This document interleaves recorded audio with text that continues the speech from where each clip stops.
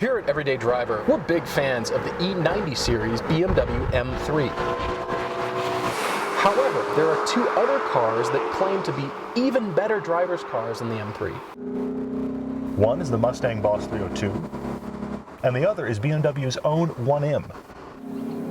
We wondered if either car might be a better choice. I feel like the M3 is just that much more of a usable car. It is so close, so close. If you're getting a Mustang, it has to be a Boss 302, period. Now this can't hope to compete with an M3 in refinement, that's not what it's about. But here is a muscle car platform that gives you all the muscle car angry attitude, and yet succeeds in competing with the M3 of all things.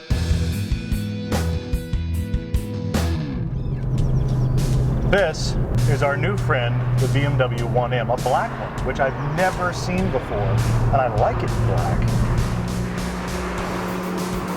Only made for 1 year, 2012, so every one of these you might buy is a used car. BMW caved to the consumer demand for this car worldwide, and they actually built almost 3 times as many cars as they were planning on. This is more than a comparison to the M3. This kind of is an M3, just in different packaging. It has the M3 suspension, it has M3 brakes, it has M3 steering. So then you take the N54 engine, the inline twin-turbo motor that makes more torque than the M3 V8, and you stuff it into this little package. It's 4 inches shorter in wheelbase and 300 pounds lighter. This is BMW's way of building a hot rod. Would I rather have this car over the M3? Well, so far for the driving dynamics, it's pretty amazing. Now, the boost does really come on about 3,000 RPMs, but you can trundle along in traffic and it's got plenty of power. Then when you put your foot in it all the way, it leaps, kind of like you frightened an animal. It just lunges forward. Okay, so the M button is pushed, the throttle response is even sharper. And we're going 90. All of a sudden. The clutch is light, the gearbox is easy, and yet it just fires away when you put your foot to the floor. This engine just wants you to beat the hell out of it. So I shall. This car is quick. Whew. And the brakes are stunning. This has a bit of a mad scientist feel about it. I mean, you can sense that you put the running gear from a longer, faster car into a smaller one. This car feels like it's fresh out of prison, ready to kick your ass and rob a bank.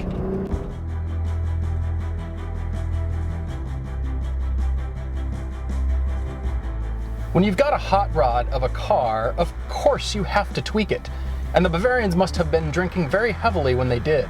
The bulging fender flares look like the 1 Series had a very well-executed, expensive boob job.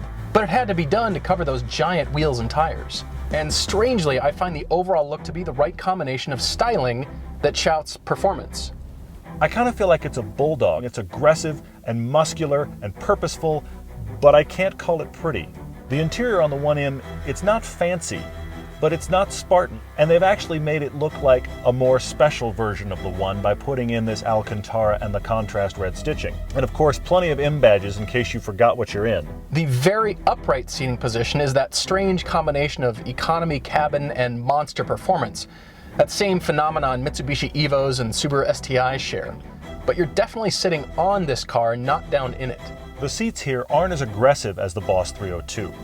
But BMW knows how to make a good performance seat and still make it feel luxurious, and these are no exception. The pedals are incredibly light, the shifter's very simple to use, but it isn't as exact as the Boss, and the throws are surprisingly long.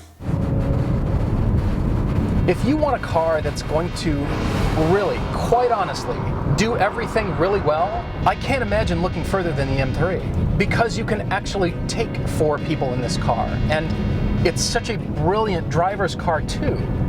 BMW M3 is one of those rare cars we both gave 4 stars. That's not very common. Clearly, we like this car. Now, of the 3 cars that we're driving today, the other 2 are lighter. If you can believe that, the BMW M3 is the heaviest of the bunch. Everything about the 1M just feels twitchy, and I mean that in a great way, like an athlete who's just kind of raring to go. It's very light on its feet. The steering rack is amazing, just like it is in the M3, because of course it's the exact same one. This tracks better than some, if not most, mid-engine cars I've driven. This car is that good. It almost feels mid-engine because of the way it plants itself through corners. Of the 3, this is the most nimble. Oh. This steering and balance is fantastic. It really, really wants you to get the back out, but yet it's very controllable. It really gives this car a frenetic sense that the M3 lacks.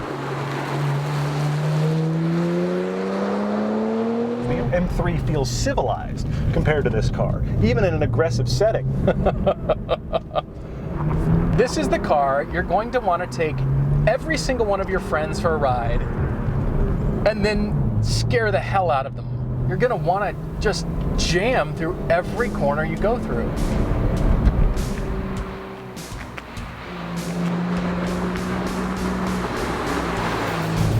It rotates so easily, it makes the M3 feel big. You just feel connected to the tiniest little weight shift. How can you not just giggle every time you drive this car? You know, sometimes we describe cars as having character, and it's difficult to define what that means. But often that just means the car's quirky. And in the case of the 1M, it has a whole lot more character than its bigger brother. Pick your amusement park, and I guarantee you this car is better. The M3 is like the successful older brother, which makes this the angry, trying to prove himself younger brother. Kind of the kid who wants to get in fights.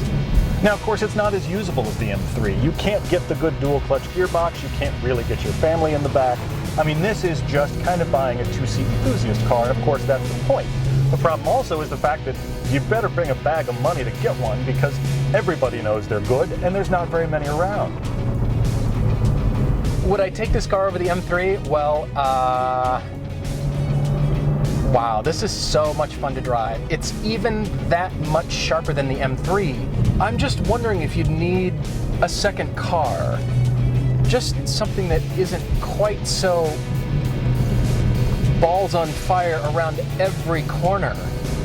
I mean, the M3 is a fantastic car. There's no getting around it. And yet this is just a lot looser and a lot more fun.